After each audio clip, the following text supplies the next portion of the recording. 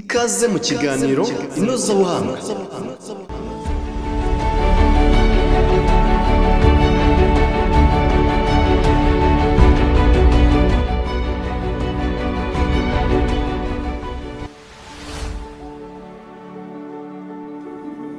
Umuvuduko wo gutandukana uko bashyingiranwe ukomeje kwihuta cyane.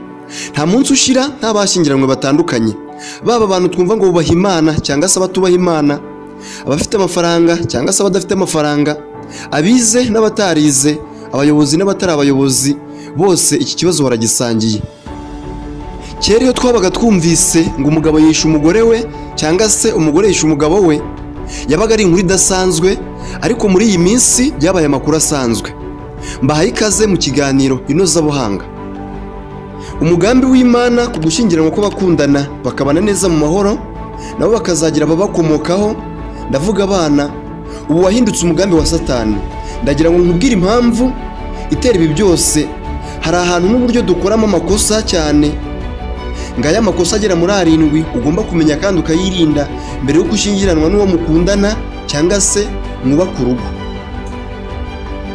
Ikosa rya mbere dukora ni iri ngiri, nuko tumara igihe kirekire n'umwanya munini mu gutegura ubukwe aho gutegura uko tuzabaho nyuma yo gukora ubukwe. Gushyingiranwa, wowe n'uwo mwakundanye n'inshuti zawe, ubukwe bw'umunsi umwe mu butegura umwaka wose, ubuzima, imibereho n'imibanire bya nyuma y'ubukwe.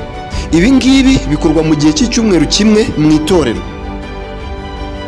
Ese kubera iki mudashobora gutegura ubwo buzima n'imibereho yanyu mu gihe kingana n'umwaka? Ibi nibyo bizagufasha gufata ibyemezo bikwiye byo gushyingiranwa cyangwa se ukabireka. Impamvu nuko abantu bose atari ngombwa yuko bazana abagore cyangwa se abandi bashaka abagabo.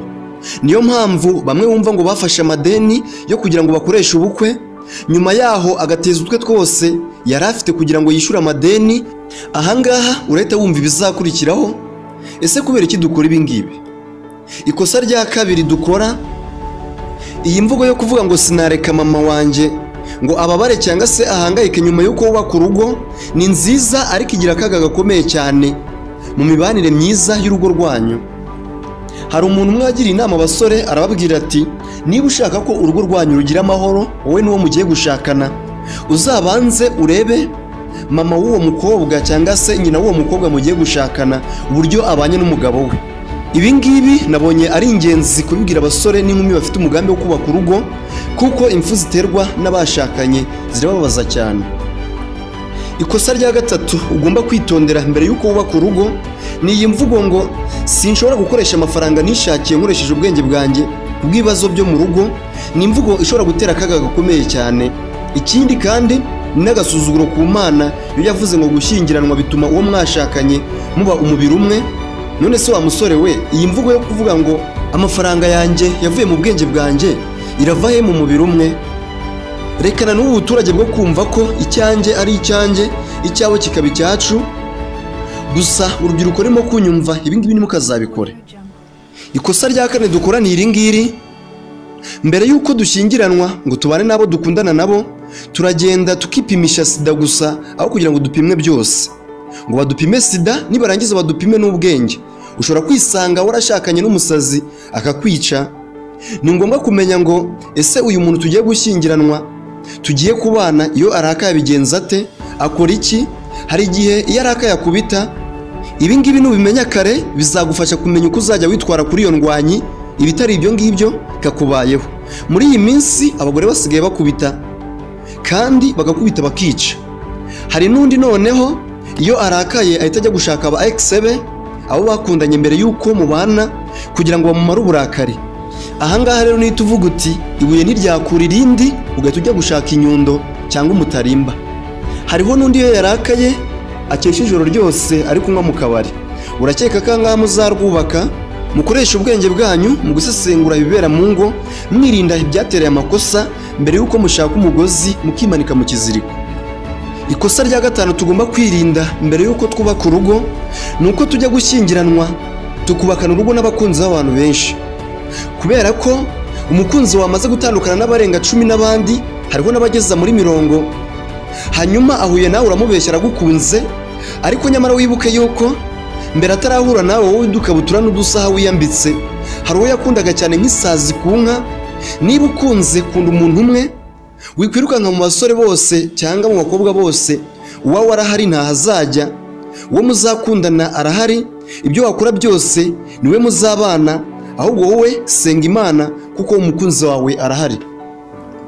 Ikosa rya gatandatu dukora ni iri ngiri: ujya kubaka urugo ufite intekerezo ngo abagabo bose ni imbwa kandi ngo abagore bose bafite intekerezo za cyana, ngo batekereza nk'abana. Wishingikirije iki? Ikibi nikikuzaho kubera ko uri umugore cyangwa se uri umugabo. Hari abagabo usanga byarayobeye ndetse hari n'abagore usanga byarayobeye cyane. Ibyo kuvuga ngo umugabo wamukura buri kimwe cyose, hari igihe atabyitayeho. Ese wabanje kumubaza niba ibyo umukorera ari byo ashaka? Hari igihe ibyo urimo kumukorera ari byo akuziza. Hari igihe wibwira ngo abagabo bose bakunda icyubahiro, wakimuha akaba ari cyo akuziza. Hari igihe wibwira ngo abagore bose bakunda care, wayimuha akaba ari yakuziza. Kubera ko uzi ko akunda inzoga, wayimuzanira akaba ari yakuziza. Hari umugabo cyangwa se umugore, ibi mwese murabigira. Igihe ari bitagenda neza hagati yanyu, baza umugabo cyangwa se umugore, umubaze ikintu akeneye muri ako kanya, aho kumuzanira ikintu utamubajije kuko ashobora kukikuziza. Ikosa rya nyuma ari naryo kosa rya karindwi nabazaniye hano, tugomba kwitondera mbere yuko twubaka urugo, ni iri ngiri: uburinganire. Hano hari ikibazo, kandi ikibazo gikomeye cyane, aho musigaye mugeza uburinganire no mu gikoni. Umugabo ndetse n'umugore mwese mwicaye ku meza ngo mutegereje ibiryo. Ibiryo byatetswe n'umukobwa wanyu, umugabo yashima ibiryo ko byatetswe neza kandi ari byiza, umugore agatangira kwitotomba. Uburinganire nibwo butuma habaho kwiyongera kw'abagabo b'abanebwe. Niyo mpamvu hari abagabo bashaka kugaburirwa ibivuye mu mbaraga z'amaboko y'abagore babo, bumva ko abagore babo bagomba kujya gushaka amafaranga, ndetse rimwe na rimwe ugasanga bo basigaye bicaye mu rugo, mu kubera ko ari uburinganire. Menya ko ari ugomba kugaburira umugore wawe. Adamu igihe yemeye kugaburirwa n'umugore nibwo yahise yirukanwa muri Edeni. Simvuze ko abagabo mutagaburirwa, icyo nshaka kuvuga ni uko mbere y'uko ushyingiranwa cyangwa se wubaka urugo, uzabanze usome neza iyi nyigisho y'uburinganire. Nimutayisoma ngo uyisobanukirwe ntabwo bizoroha. Ndabona hakeye, reka mpinire ahangaha ikiganiro inozabuhanga cya none. Mwagiteguriwe kandi mukigezwaho nanjye Jean Marie Vianney Manizabayo. Ndabashimiye mwese twabanye mu kiganiro. Komeza ukurikirana ibiganiro by'inozabuhanga umenye byinshi. Gusa niba utarakanda ijambo subscribe mu magambo atukura munsi y'iyi video, iki nicyo gihe kugira ngo uzajye udukurikirana umunsi ku munsi. Ndabashimiye.